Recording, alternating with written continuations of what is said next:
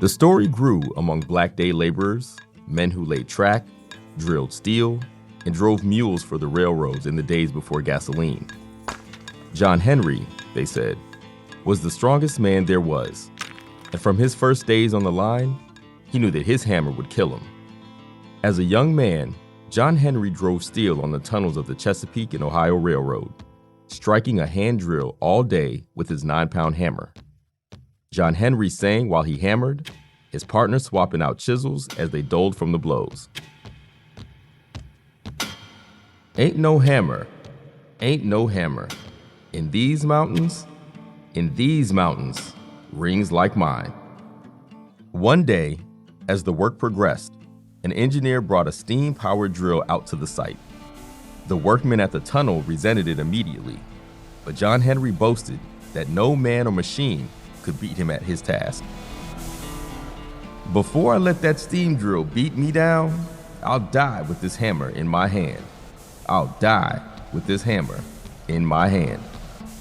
Thus began their contest, man and machine, side by side in a race to the bottom. John Henry took the right-hand side, with the steam drill on the left.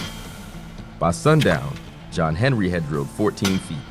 The steam drill had only made 9. Then, just as John Henry finished his work, he collapsed. John Henry, oh John Henry, blood him running red, falls right down with his hammer to the ground, says I beat him to the bottom, but I'm dead. Lord, Lord, I've beat him to the bottom, but I'm dead.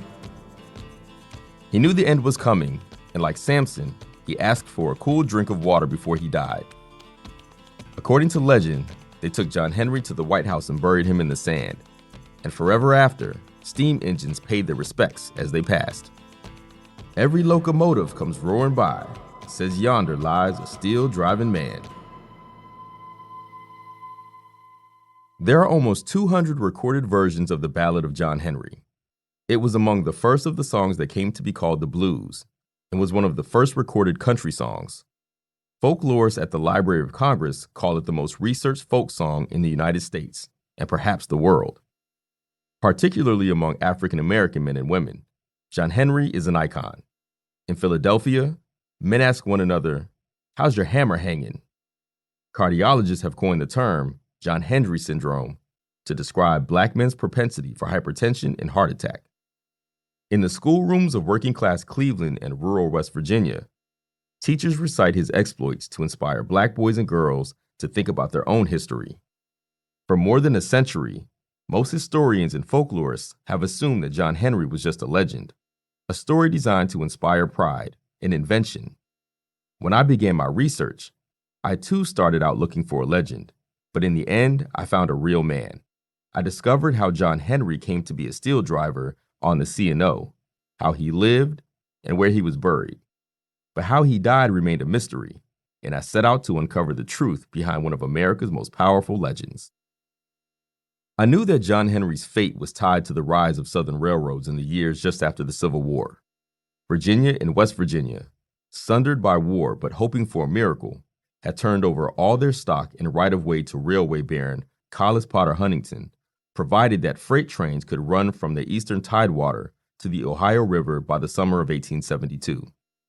Huntington, the tall and barrel-chested Republican who created the C&O, had agents in Prussia selling $10 million in mortgage bonds, all beginning to pay off creditors in 1872.